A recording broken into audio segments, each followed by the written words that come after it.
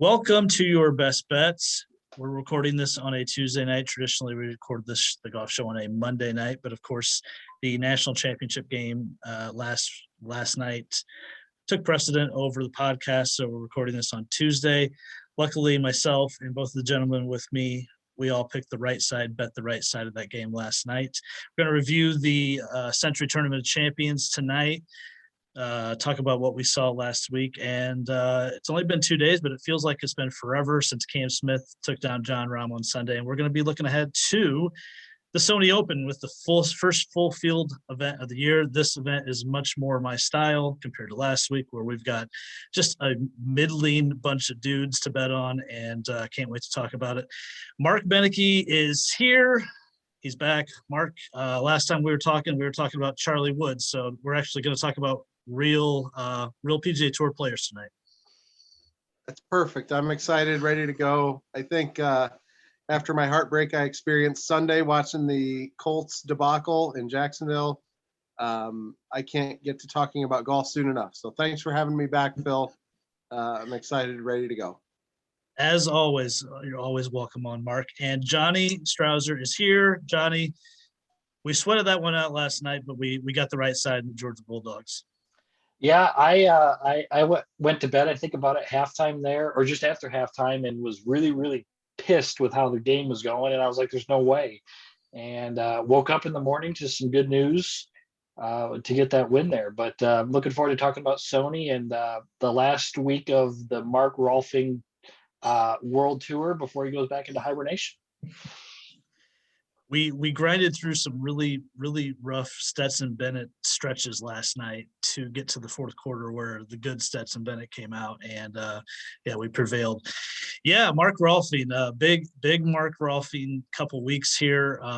The way he says "nota bigay" it just drove me crazy on Sunday. He pronounces and enunciates that T so soundly, it was driving me nuts. And, the way the balls would just kind of trundle down the fairway and they wouldn't stop. And you could just kind of feel the glimmer in Mark Rolfing's eye. Oh, he was just in heaven. Just like he will be this week, just like he does every year at Kapalua. He's got that certain way. And I didn't really notice the nota thing, but now I will, and it's probably going to drive me nuts. Yeah. So Cam Smith, guys. Go ahead, Mark. Quick note on Rolf, our buddy Rolf. Is it just me, or does he much prefer Kapalua over Waialae? Is that due to the geographic where he's from? But he seems a little bit more Rolf-esque. Well, I think he lives on Maui and not on Oahu, from what I understand. So it's a little more native, and he helped consult with Corin Crenshaw on the Kapalua build, so it's got his direct input on it as in the actual design. So I would kind of, I don't know for doing that, and I think that's probably the biggest reason why. I'm just going to defer to Johnny on all Mark Rolfing items the rest of the podcast, because he does know his Rolfing, that's for sure. Cam Smith, guys, fourth PGA Tour win, second solo victory. I guess his first solo since the Sony Open in 2020, and sets a PGA Tour scoring record along with Rahm and Matt Jones. Sunday I watched the entire thing. I kept waiting for the Cam Smith that would hit an errant tee shot, the Cam Smith that would get himself into trouble around the green where he'd make a double bogey. And frankly, it just didn't happen. He didn't really miss a shot. How impressed were you with Cam Smith, Mark? I think it was great. I think, as you mentioned, Phil, really didn't show a chink in the armor. And I think what's impressive, what we can really take away from his performance this week, while it was a birdie fest, obviously with the soft conditions, it was well documented throughout the week. Just nice to see that, this guy can keep pace. And granted, not every tournament that he's going to be in the hunt, it's not always going to get kind of, take form as Sentry did. But just the fact that he can keep up. Obviously, by this time, we all know he's not scared of anything. And to make the birdies like that, I think it just goes to show that there's still room for him. Obviously, he's a long hitter off the tee, but when you think of Cam Smith, you don't think of brute force and brute strength. Obviously, gets it done multiple different ways, and to duel it out with Jon Rahm, I a little bit surprised that he did come out on top. Just seeing, I think Jon Rahm coming off his 2021 campaign where he was, really turned into a bona fide star. Obviously, everybody knew Jon Rahm's background, but I think this kind of goes to show that Cam Smith is up now top 10 in the world. I think he's I don't know where his world ranking is, but he's now firmly inside the top 10. And I think it just goes to show what type of player he is, and that, hey, anytime you put together these elite type fields, Cam Smith's always gonna he's always gonna factor if he's on his best form. Yeah, he is right at number 10 in the world.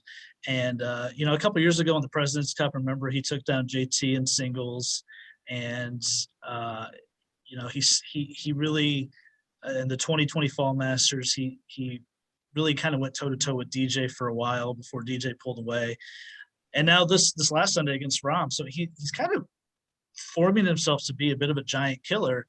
And Johnny, a couple things surprised me. Number one, his length off the tee. I mean, he was out driving Rahm pretty much every single hole, and Jon Rahm is not short. I do think the wide fairways benefited, it kind of helped Cam feel more comfortable, because driving is probably his weakest area of his game. We know his short game is as good as anyone in the world. He might be setting up for a multiple win season, no? I could definitely see that. I think the golf course definitely clearly favored his game, not necessarily over Rahm, but they favored his strengths. If you look at some of the events where he's played well, but not finished the job there. One event I remember was the WGC at the Concession, and he was definitely in contention at that event up through Sunday there, and then I think he made double or triple on a hole by knocking the water off the tee and then hitting a poor shot there. So he'll sometimes get a little wayward with the driver, with some irons and at some key moments. But with the huge fairways, how they ran out, and it was very, very difficult to get into trouble there. And, you're going to hit a lot of greens there at Kapalua. And you look at it, there's no wind. I mean, it was just very, very unlike the normal conditions that are out there. So, he didn't really have to worry about it. And he does hit it long enough as it is. But, this is one where it was just basically, can he make the putts? Because he's going to hit it. He's going to hit it long. He's going to hit it on the green and give himself a lot of opportunities, which when you're winning at that point and you've got Jon Rahm, a couple shots behind you, you've just got to keep hitting greens, giving yourself birdie putts and convert those. And he rolled the ball really, really well. And I could definitely see him winning again later on this season. You get golf courses that maybe have a tough stretch or something like that, to where if he does hit it offline or something like that, what he's done in the past, that could definitely hurt him. But I mean, he's talented enough in his all-around game that I could see him, definitely winning sometime later on in the season in 2022.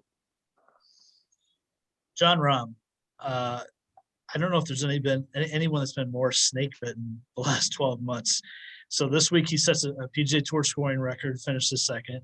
We know what happened at the Memorial last June. He basically has a low 72 hole score at the Tour Championship, wins the gross title, but not the net. His strokes gained is the last 12 months is just drastically higher than the second place guy. However, he still just got the one win. I mean, at some point, do you think Rahm becomes frustrated, or is he just due to break out and win a bunch? Mark, what do you think? Well, I think after Sunday's round, Jon Rahm said, "Hey man, I don't have anything really to be disappointed about." He said it was bittersweet. So, based off those comments, I don't think John Rahm's the type of guy that's, going to let these near misses affect him. I mean, obviously you mentioned what happened last summer at Memorial, obviously the positive COVID-19 test, coming off what he shot 63 or whatever that day. So I think if there was ever a time that this guy could kind of have the woe is me type attitude, or why do these things always happen to me, that would have been the time. I think over the course of his career, obviously he's proven time and time again that he'll come back. I think this is a situation where, every time this guy puts himself into the hunt, doing it so frequently, I think it just builds his confidence, and he kind of starts snowballing, right? So where he's getting more and more momentum.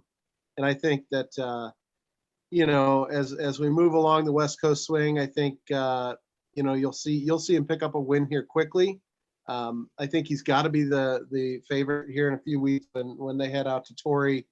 Definitely going to be on my can't miss list that week. So no, I don't see this near miss really affecting him at all or slowing him down. I imagine he'll be like plus 500 at Torrey in a couple of weeks. And Johnny, he's got all that perspective built in right now, right? Well, of course. I mean, he has the child, so that just brings him perspective. And when you got that kind of perspective with the children there, I'm sure that makes golf a little less important. But I really think that. And I don't know if it's as he's gotten a little bit older here, and he's still not that old, but as he's gotten older, he's just learned that he's probably better than everybody. So he just says, you know what, I'm going to keep playing my game. The wins will come. I could see maybe if we're looking at major championships or WGCs or a players championship, there's something with a little bit more prestige, that if he gets snake bitten at some of these events here, then, I think that'll be, something that may end up frustrating him a little bit. But again, he's the type of guy that I think, he just kind of understands that he's going to keep playing good golf. And I think his team around him knows that he's going to play good golf, and the wins will come. And, he's just hit a patch where the most just random and unfortunate things have occurred, and that can't happen for an entire career. So now I'm not worried about him in the future here. I even still expect him to have a big year here. So we'll see how that goes. But it's just I think this is just another step, and just kind of another just one-off type experience here, shooting such a low score and not end up winning. Still love him for the Masters. I still feel I feel really good about him winning that tournament. And just to review, some of our best bets we gave out last Wednesday. You hit 3 matchups, so matchup king Johnny here. You hit the JT top 5. He was absolutely just trash on Thursday and played himself out of a win. We both loved JT last week, and he was insane after Thursday, but it was too little too late, but he gets the top 5. I hit the Cam Davis top 20. That was my one of the 5 that I hit at plus 100, and Zach hit a matchup as well. So not our best, but you did well with your matchups, and we'll see what happens this week. Anything else from Kapalua from either one of you guys on anyone else? I know we're talking about Cam and Rom the most. Anything noteworthy from any other player? Yeah, Johnny, not to jump in here, but one thing I was surprised, really be interesting to see what comes out of Bryson DeChambeau. Obviously, I know we haven't moved on to Sony yet, but pulling out of the Sony Open with the wrist injury, pretty hard to believe that a guy like Bryson, I think Brooks and Bryson both shot 16 and 15 under respectively, not even really in the ballpark. And, if you look at a golf course with massively wide fairways, again, less of a premium on driving the ball accurately, Bryson did lead the field in driving distance, but was all the way down, I think 34th or 35th in the 38-man field in total driving. So that kind of stood out to me a little bit worrisome there for Bryson and Brooks. I think DeChambeau is. I mean, he's still the best. I'll go and say he's the best driver of the golf ball of all time, with how hard he hits it, playing under tournament pressure, and able to actually keep it in the fairway here. But he probably took a long layoff, and we'll see. These guys aren't really worried about peaking their games for this time of year. I mean, they want to play good, but we'll see how this goes going forward. But how finicky is with with his equipment and everything like that. And I expect him. Can I interrupt? Best Yes. driver of all time because of the last 15 months, and you're going to take him over a guy like Rory McIlroy, who's been doing it for 10 plus years. Oh yeah, for sure. I mean, better than these long drivers. That's the most hot takey that's the most hot takey thing you've said in this podcast. What? Yes. I mean, the guy hits it like 350 yards and can actually hit it, inside of the golf course. I mean, this guy took 8th at the World Long Drive Contest, so he's the 8th longest driver in the world. But the guy can hit PGA Tour fairways. I mean, I'll take Rory just about every single time, and maybe I'll take him at certain tournaments over Bryson. But I mean, I don't think it's close. And I'm kind of projecting Bryson's going to keep this up for 10 more years. I mean, if he suddenly gets the with the hooks or something like that, where he or dials it down or something like that, then obviously. But assuming these 15 months are, going to be another, 10 years there, I mean, yeah, he's projecting to be the best ever. I mean, out of anybody. I'm talking long drivers, PGA Tour players, anything. Easy. That's not even. I mean, I didn't even think that was that hot takey, but okay. I mean, it's he should get more credit for being more accurate than people give him credit for. He does hit a lot of fairways. I'm just saying I'm still very comfortable with saying Rory McIlroy's the best driver of the golf ball the PGA Tour's ever seen at this point. I just need the body of work is bigger, and I need to see more from Bryson with this in his arsenal, I guess. Okay, I would, yes. I mean, if you look at the body of work, I mean, he's been doing it longer. I mean, Rory's kind of the OG of the impressive driving. I mean, maybe you could look at like Dustin Johnson, but Rory kind of revolutionized, hitting bombs like that and just overpowering golf courses. But, I guess I could say Bryson is trending to be the best driver of all time. We'll settle there. I'm good with that. But I did want to say one more thing about Kapalua though. These numbers that these guys are putting up, I mean, 30 plus under par. I mean, that is unreal on a 7,400 yard golf course or something like that. But, in terms of betting, sometimes I'll mention, I like to look at the weather forecast and stuff.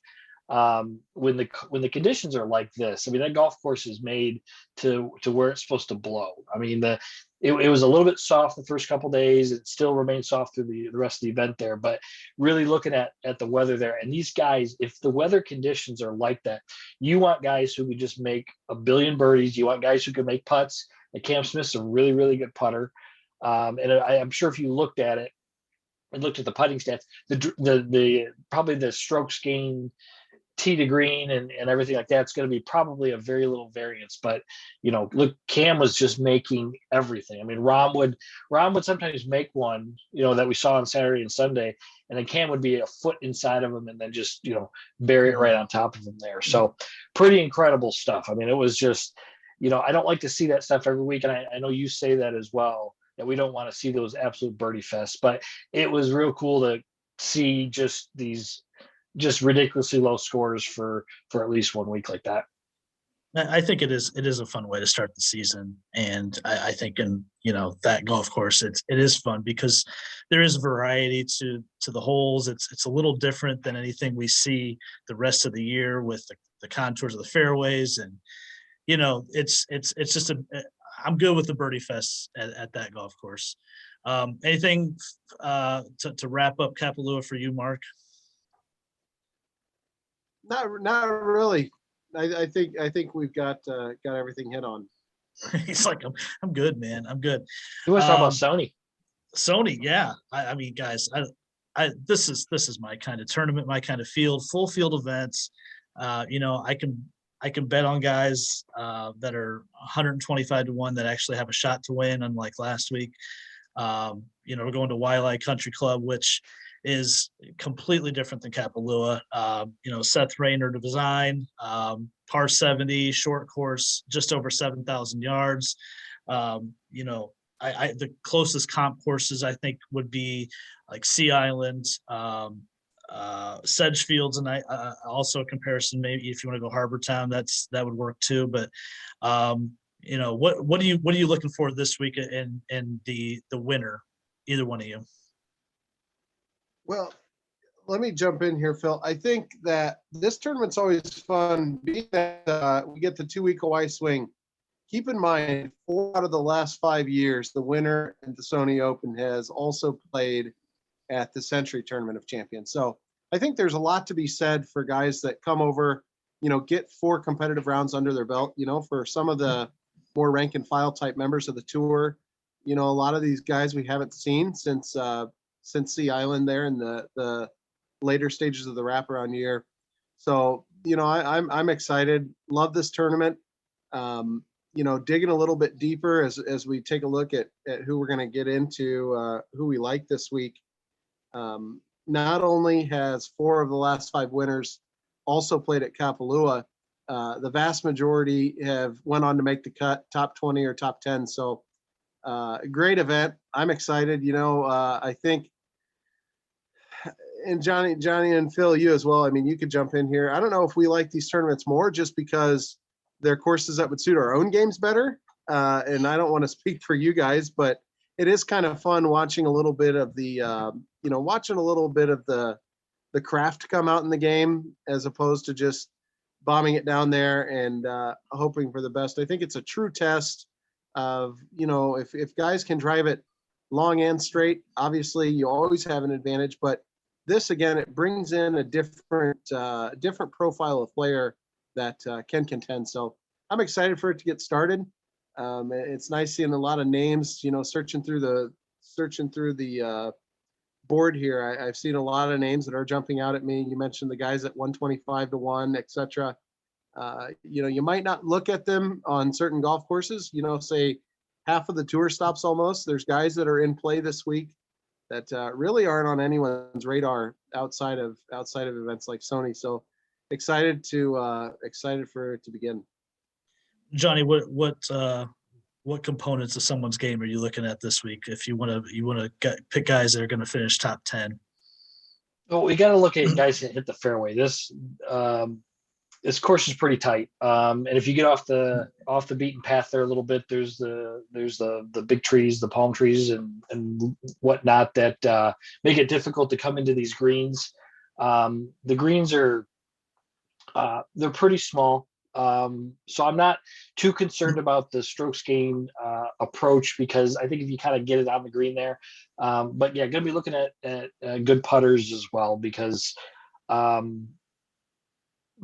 I think guys are going to hit a lot of greens and even if they don't, they've got to be able to make putts here to be able to play well. But typically I tend to look at players in a lot of events that their strokes gain approach, but I don't think that's as critical. It's just guys who can kind of keep it the fairway. And if you look at guys who've won here, played well here, they hit the ball pretty straight, hit a lot of greens, and are usually pretty good putters. And Mark did say perfectly, we want to look at guys who played this last week as well. Yeah, there's 3 things that I'm looking at. So according to Data Golf, only Augusta ranks higher than this golf course in predictive finish. So it really shows that guys that have played here in the past, their course history really matters. And so if you see a guy like Webb Simpson, you see a guy like Charles Howell, they're consistently finished in top 10, top 20. there's a good chance it's going to happen again. Secondly, 10 holes fall between 400, 500 yards. So I'm looking at par 4 scoring guys that play that length of par 4s pretty well. And if you look at the last, I think 5 winners, we look at Kevin Na last year, Cam Smith, Kuchar in 19, shout out Zach Fitzgerald, Pat Kazire in 18, and JT in 17. Last 5 winners, really good short games. And I think that's an underrated thing around this course because they're small greens. You're gonna miss your share of greens. You got to get the ball up and down, and we usually the winner is doing that pretty well. So I'm going to be looking at guys that fall in that category as well. But this is totally your Webb Simpson, your Kevin Kisner track, and it's no surprise those guys have done well here. In fact, Webb is the strokes gained leader the last 36 rounds. By a decent margin. Let's get to the odds here. Cameron Smith going for the Hawaii double. Haven't seen that since JT in 17, correct? When he shot 59 here in the first round and just ran away with it. The time before that was Ernie Els in 2003. So only twice in the last 20 years has someone won the Hawaii double. Keep that in mind if you're going to be betting Cam Smith. He's at plus 800. He's the favorite this week. Webb Simpson, no surprise he'd be right behind him. He's at plus 1,200. I was surprised to see Mark Leishman at plus 1,600. He was a name that I was thinking of before the odds came out, but it's a big number for Leishman at 16, Sanjay at 16, Matsuyama and Corey Connors are 18-1. That's the 6 guys that are under 20-1.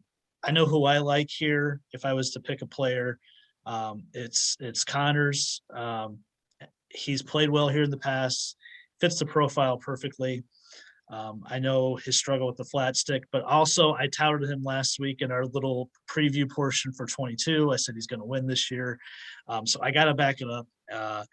You can get a better number. This is DraftKings. You can get a better number elsewhere that's over plus 2,000 currently on Connors. So I like him. I think if you want just a fail-safe top 10 play, you cannot go wrong with Webb Simpson at plus money right now, plus 160 on DraftKings. Mark, at the top, what do you think? At the top, man, this ain't no hobby. I love Kevin Kisner for this week. You look at obviously great showing at Kapalua, finishing tied for 8th. This guy's got top 5 finishes at YLI over the last 3 years. I think he's had 2 top 5s. Maybe have to go back to 5 years, but again, a prototypical guy that drives the ball, drives it insanely accurately. Good wedge player, good iron player because he has to be. I think if you look at Sony, I think it favors guys that almost dial in a little bit more with irons and wedge play, not because they're that much better, just because I think they have to. So Kevin Kisner obviously had a pretty rough fall season in the wraparound, did not play well late in the year, but obviously in good form. Played last week at Sony. So I really look for Kisner to be my win bet this week. And looking through also at some of these odds, you mentioned Corey Connors. I'm kind of hot on PointsBet right now. Corey Connors at 2,000 plus 2,000 on PointsBet. More favorable odds. So I like your pick of Corey Connors, Phil, but I think Kisner, we're going to keep the Georgia Bulldogs theme going this week. And I really like Kis to get the job done. Kisner, of course, won in August at Sedgefield, comparable course, plays well at Sea Island. So can't really go wrong with the Kisner pick. And he played pretty well last week. And of course, it really doesn't fit his game at all. And I think he finished top 10. So Kisner fits the profile perfectly. Johnny, any of those names at the top or any of the names that I didn't name that you might like beyond that? Yeah, I think you're right on Cam Smith, and that with that number being so low, I could easily see a top 10 finish. Him carrying over, playing well, because that was such an effortless 30 plus under par score that I think he'll make the cut. He'll play well, but I did want to bet Mark Leishman really, really bad this week, but 16-1 that's such a short number. It's not surprising because he's played pretty well. But he is a guy to watch out for, whether you want to live bet him or pre-tournament bet him. I wouldn't I wouldn't hate it either way. I mean, you never know. Cam Smith, Australian, fellow countryman, Mark Leishman, I could see him winning this event. I mean, he fits the profile here.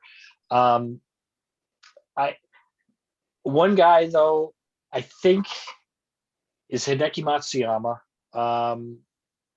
I think I don't know how well he actually fits the golf course here, but he's such a good player that I think he can kind of go anywhere here. He played last week. It's just a matter of him getting the putter straightened out, and I know it can be inconsistent from time to time, but I think as long as he's using the same putter as he was last week, I think I think he's got a chance. And 18-1, I that might be enough for me to bite on that. Yeah, I mean, he played pretty solidly last week. He was in the top 10 for a lot of that event. And we know when Hideki gets going with the irons, he gets red hot. 2,000 and above, Answer at 2,200. Another guy that just, if you think about his game, it really would suit this golf course well. Another Georgia Bulldog, Russ Henley at plus 2,200. Kevin Na, defending champ, at 25. Taylor Gooch also at 25. Kisner again at 30. That Mark mentioned him. Harris English 3,500, and Seamus Power at 4,000. I think there's a really good chance that the winner could come out of this group because I really like 2 or 3 guys. I like too many guys for this event, actually. Like I said, you could make a case for Answer. Russ Henley is, I feel like I've adopted him as my guy. He's played really, really well here. Should have won at Sedgefield in August. And he's been playing so well, and his iron game has been as strong as anyone the last 6 to 8 months on tour. And then you got the defending champ and Taylor Gooch. Last time we saw a comparable track at Sea Island, he wins. And I really like Seamus Power at 40-1. So there's too many guys here to sort through. But I really like the Power number at 40-1 because, again, last year on 2021, top 20 strokes gained total, really complete game, really strong all the way through the bag. Not a very popular player, obviously, but really been strong the last 6 months. I think the Power pick there, I think he's undervalued there. I think he played well last week. I think he was 20 under, and obviously pretty good score there. And I think he's going to have a pretty decent season here. I'm going to bet that at 40-1. I don't know if I'll make it a best bet, but I like it, and I don't mind the top 10 at plus 350 either. Taylor Gooch is the other guy who I like. I think I talked about him before the last show there that I'm going to be on him a lot this season. I think he's a really good player here, and finally, getting that win.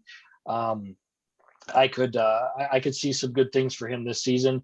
25-1 doesn't really scare me off, but it just makes me pause a little bit. I think him and Power are both kind of similar in I guess how comfortable or how much I trust them both in betting, and obviously with Power being 40-1 with a much better payout. I might end up going with him over the 2, but either one I like, and I think both with them playing last week could carry some good momentum and good play, and really be in contention on Sunday. Mark, is he going to go back to back? I don't. To be honest with you, Phil, I haven't done much homework on Kevin Na. A guy that I really like, again, deeper odds at 60-1 is Chris Kirk. Kirk, to continue again the Georgia theme, this guy has had 4 top 10 finishes here in the last 9 years. So it's really been a lot of boom or bust for Chris Kirk. Can't really tell you much of his recent form, but again, Fitz a good player, kind of cut from that Taylor Gooch cloth. As far as other players in that range, also really like Seamus Power. Saw a stat the other day that he's finished well, actually with Kapalua. I think 11 of his last 15 tournaments have been top 25 finishes. So obviously in great form. And, I think we're going to get a winner this week that outside of, 2017 when JT went back to back in Hawaii. I think this tournament kind of lends itself to finding that surprise winner. You guys mentioned Russell Henley and, players like that really don't jump off the board maybe as a pick that you love, but I definitely think there's value here. I'll tell you another guy I like, obviously didn't have his best week at Kapalua, but Abraham Answer. Again, plays this golf course pretty good. He great iron player, had 31 greens in regulation last year, the first 36, but he still missed the cut. So I think that proves that this guy can play well around Waialae. Just got to get the putter going. Always going to drive it straight enough. And I think a guy like this, coming from a track like Kapalua, was playing slow and long. I think he's going to be really excited to get over to Waialae. So look for Abraham Answer, I think, also to have a good week. Just if nothing else, kind of a reprieve from the big ballpark that Kapalua is. I think Answer fits the profile perfectly, and I think he's one of those guys that he got his initial win, and now when's the second one going to come? See if that happens this year. 40 to 60 range. Mark mentioned Chris Kirk. He's kind of in that range. Couple guys that really catch my eye, and I won't go through each of the names, but number one, Matt Jones plus 4,500. I think he's way overpriced considering I know he was unbelievable last week, but that was his first top 20 since he won at Honda. He was, I think, over 100 to 100. He was in Stewart Sink range last week, and now you're seeing the next week way overvalued. He's up in the range of guys that are winning regularly. So I will be fading the hell out of Matt Jones. I will be targeting him in matchups because, again, I just think that was a bit of a one-off, and he's not this guy that pieces together a bunch of good finishes traditionally. He pops up, he falls back down. So just wanted to note Matt Jones. And secondly, I will not be folding on Jason Kokrak this week at plus 4,500. I know he finished dead fucking last week. I'm okay with that. It's fine. That's totally fine. In fact, it's actually great for this week.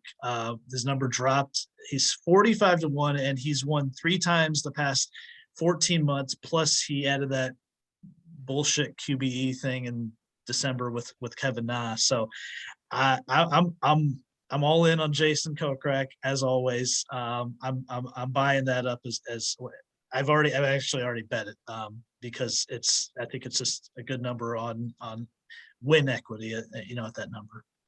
What do you think, Johnny, in that range, 40 to 60? Yeah, I Kokrak was the guy, and I was actually going to kind of come up with that reasoning that he, the fact that he played last week, and sometimes, he still, even though he didn't play good, it wasn't like he got 4 rounds in 4 competitive rounds, and he's got his, you get your legs underneath you, and as far as the competitive golf, and we talked about him as being a guy who's who could win multiple events this year. And at 45 to 1, that might be one you want to jump on pretty quickly here, because I don't know if he's going to get bet a lot, but I like that number there. The Matt Jones, since you're just tearing him apart here, I wanted to kind of defend him. He shot 123 on the weekend. People who are listening to this probably haven't shot shoot that in one day. This guy shot it in 36 holes, 61, 62. So, but you're right. Matt Jones, just comes out of the woodwork every couple of years and wins an event, and I can't see him carrying it over. So fading him in matchups is not a bad idea there. Charles Howell, we got to talk about Charles Howell this event. I mean, this guy doesn't miss the cut here. I told you to bet him, I believe last year at top 20 bet, and he finished like 21st, or I told you top 30 and he finished just outside of it. He was one place outside of it, but he's not going to win the event. I don't even know if he's going to finish 10th, but he's probably going to make the cut. And if you look at some of these apps that pay out top 30 and top 40, I would get him just because he's got a great track record here. And he just always makes the cut. He's played here like 20 years or something like that. So I don't love a lot of the win bets on here, but he's one guy that jumps out. I'm going to kind of keep it at that as far as this group here is about as far as who I like and don't like. Out of the last 13 years, Charles Howell's finished in the top 30 12 times, 12 out of 13. He's finished in the top 10 7 of those times. So it is unbelievable. If you could find top 30 or top 40, it's probably going to be plus odds. And I think it's got it's a system play. We're going to go back. System play, yes. It's a system play this week on Charles Howell. 60 to 100. Anybody in there, Mark? Well, let me back up really quick. One other guy quickly, I think worth mentioning in the 40 to 60 range. I think let's not sleep on Billy Horschel. I think Billy Ho had a good finish here last. What's that? Are you sure? You sure we can't sleep on him? I'm sure. I just want to put it out there in case we're watching this Sunday afternoon and Billy Ho's near the top. I really like him. Obviously, good history around YLI, but this will mark the first time that he's played both Sentry and YLI, at least in the last 5 years. So keep an eye on Billy Horschel. In that 60 to 100 to 1 range, I look at a guy like Patton Kizzire. I like Patton Kizzire, just not really for any major reason. I don't think Kizzire is a guy that since he's came on the tour, he took the Corn Ferry Tour by storm a few years back. But really like his game. I think he puts provides some good value here.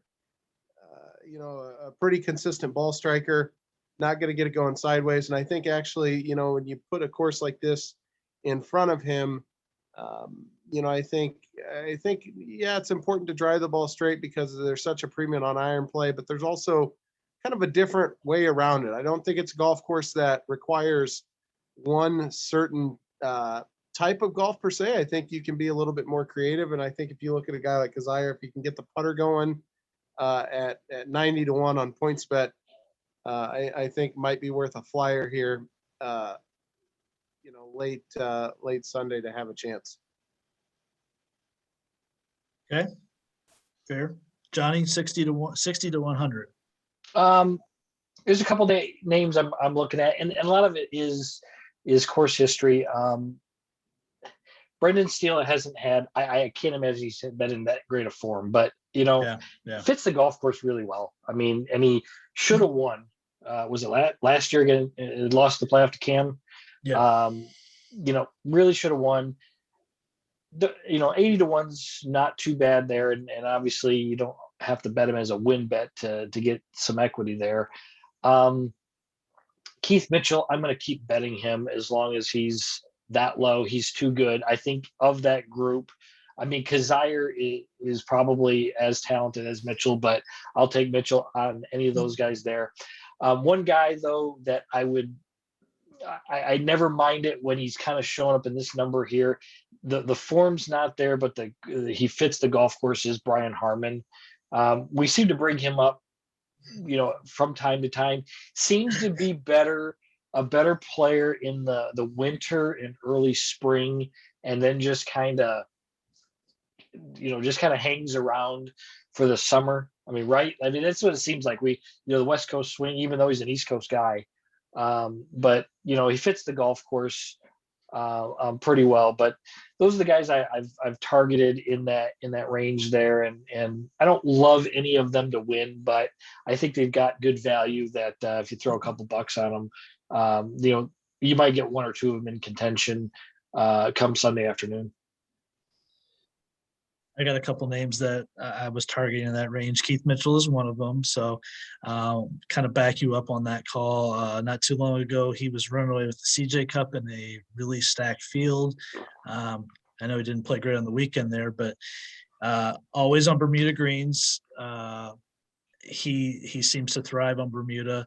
His strokes gained putting can be like, he can gain 5 in a round. He can lose like 8 in a round. He's really volatile, but you pick one of those weeks where he's picking them up and he could win. Obviously he won on a shorter track at Honda a couple of years ago. Denny McCarthy, best putter on tour, 80-1. He really excelled. Really? What, best putter on tour? Yeah.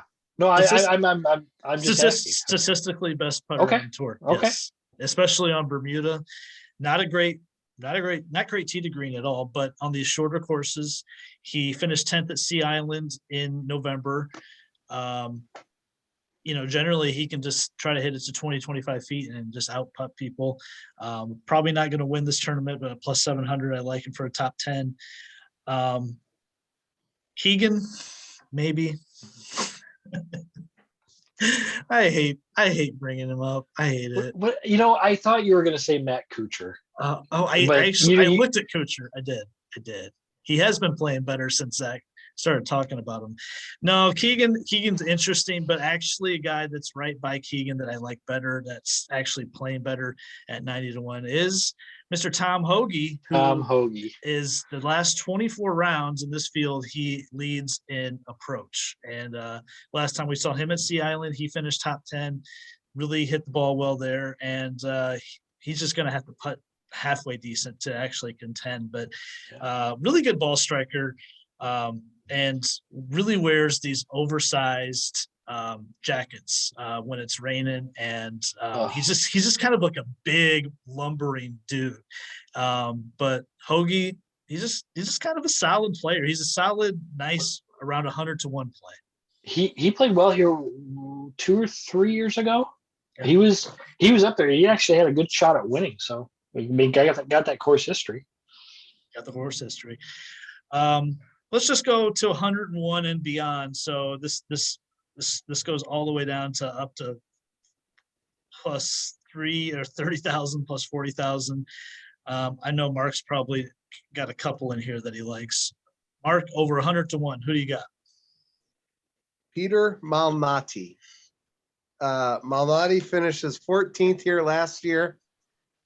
Prototypical guy that fits this golf course well. He had a good top 10 finish late in the year at the Bermuda Championship.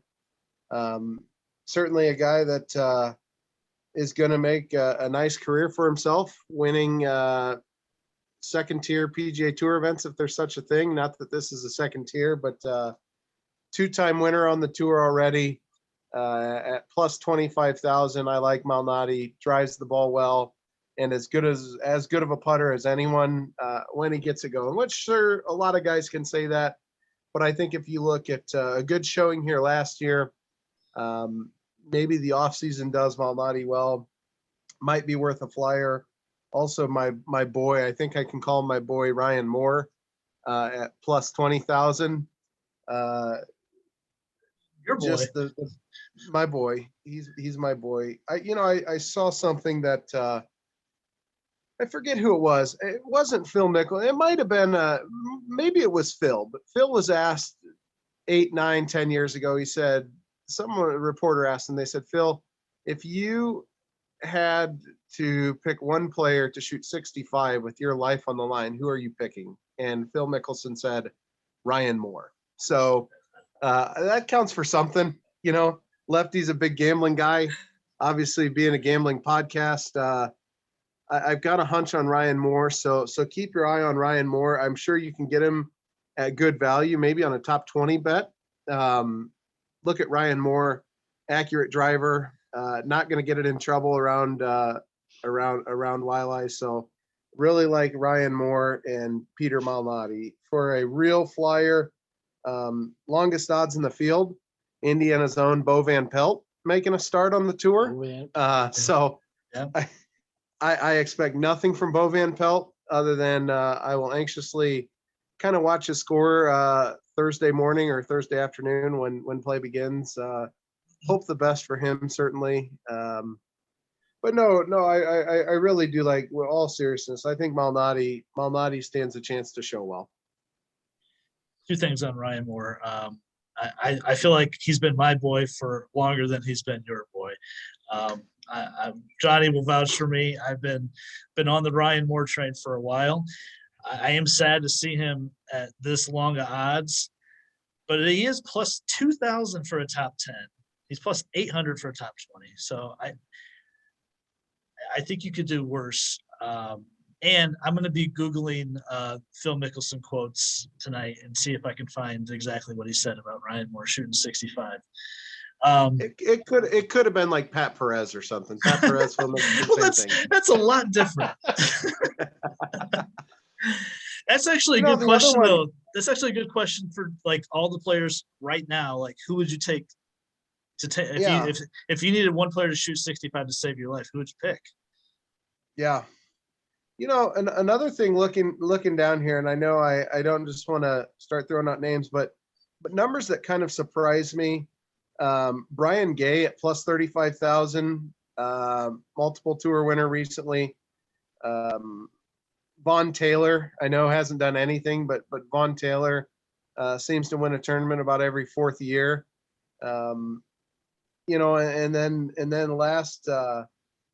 Let me find JT Poston at plus 25,000. I don't know if I'm, missed something on Poston, but this is a guy too that, no reason he couldn't be there. I don't really have anything to go off that, but I think that's what's so exciting about betting golf, right? I mean, I think sometimes we have good fun with some of these guys late, but you alluded to it earlier, Phil, when we were starting, I think that's what makes golf betting so interesting. And there's such an upside because, we know that the Jacksonville Jaguars are never going to beat the Colts, but, you don't know if Sam Ryder gets hot or Sepp Straka or one of these. So it truly is. It's a lot of fun trying to find some value here towards the bottom of the board.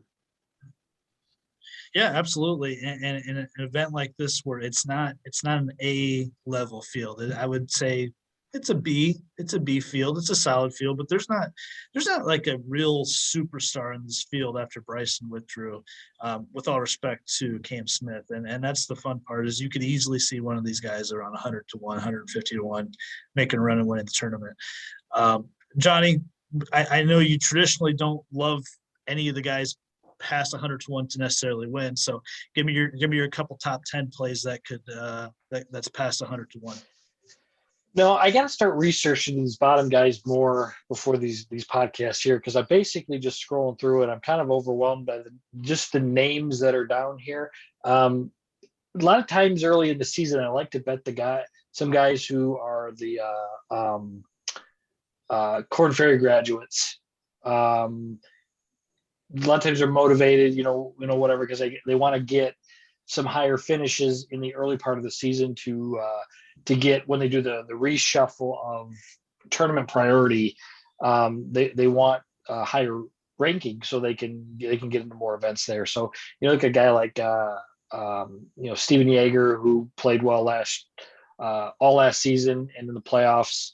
150 to 1 there. That's, again, I don't think gonna win that one, but I mean, I think you could look at him making the cut and doing something. I always when I see Davis Riley, I like the guy's game. I think he's got to be, it's going to be one of those things where he's the type of guy who's going to just have to have a season or two on tour and get used to the whole the big boy golf there, because he played well on the Corn Ferry events. I know, you had him on a first round lead bet one time that he ended up cashing there. But a guy could make the cut and do, make some noise there. A guy who's won before and kind of at random, Nate Lashley. He's really, really up and down, but he's a tour winner. And when he's had some good weeks where when he's played good, it's been really, really good. Now you're at 200 to 1. I mean, that's very, very accurate to where he could be. So, but he's a guy though that has actually won an event there. So, if you're looking to throw literally a couple dollars there, I mean, a guy like that who's won before and actually has some game, when it shows up there, he could play pretty well there. I'm probably not going to bet. I want to just I throw these random ass names out here. I think we had the Adam Svensson bet based on some strokes game numbers that failed miserably. I'm staying away from him. Just so everybody knows there. But Yes. there's actually some decent names out there. It's just, I don't like it when there's this long layoff because you just really don't know. I mean, you could throw a couple dollars at a lot of these guys. And one guy, I don't want to say the guy's name.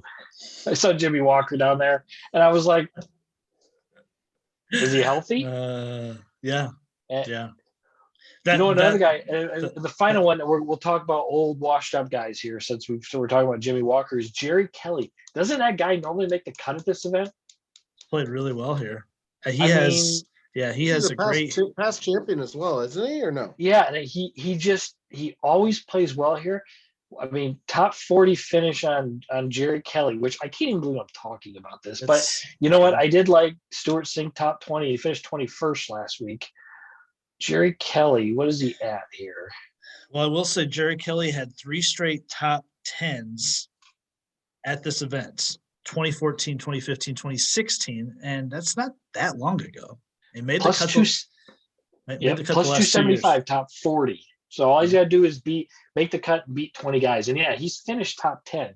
Guy plays really, really well there. I'm not going to make him the best bet, but if you're listening to the podcast, and that's pretty good value based on his course history.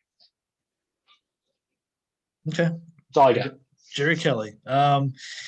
So I had a couple, of course, in here. Alex Smalley is at 110 to 1. Corn Ferry Tour grad. That's a good one.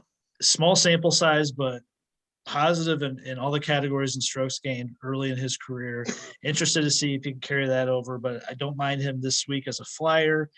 Graham Mcdowell, I have not said his name on this podcast. I'm confident in the almost 100 episodes that we've done.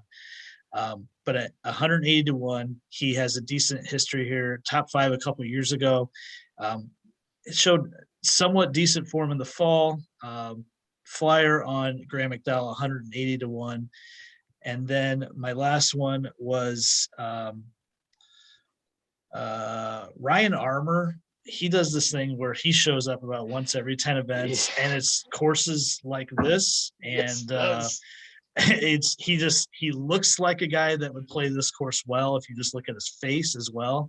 You're like, oh, I could see why Ryan Armour, he just bunts it out there 282 and hits it to 12 feet and then makes a share of putts. So Ryan Armour at a Sony face. Yeah, 250 to 1, plus 1,800 for a top 10. I love Mark's JT post and play at 300 to 1. That is way underpriced, and I do love the Jerry Kelly play as well.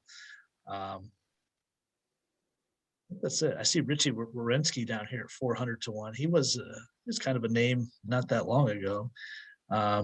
Luke Donald, there he is again, 400 to 1, just toiling in mediocrity, not even mediocrity, less than not that. Even. Who would be the guy if you needed someone to shoot 65 to save your life? Who would you pick? Oh my God. I already know. Johnny, you want to start with that? No, I don't. I want to make sure Phil.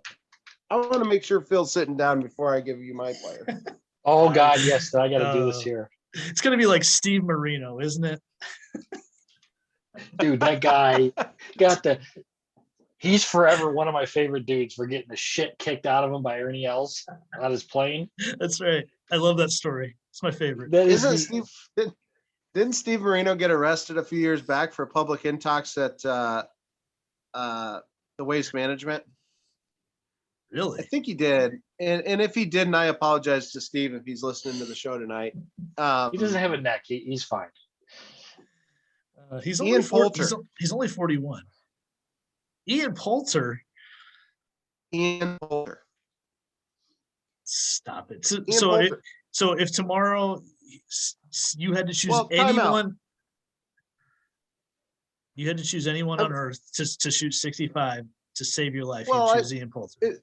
Is this like, I mean, is this a, no, I mean, look, he's not going to be like an obvious pick, but I don't think Ian Poulter's scared of anything. What? And I think that his play over the years, I mean, I think the guy is just competitive as hell. And is he the best ball striker? He doesn't do anything well, but for like a scrappy type bet like that, I mean, no, probably not, but I think he's a good choice.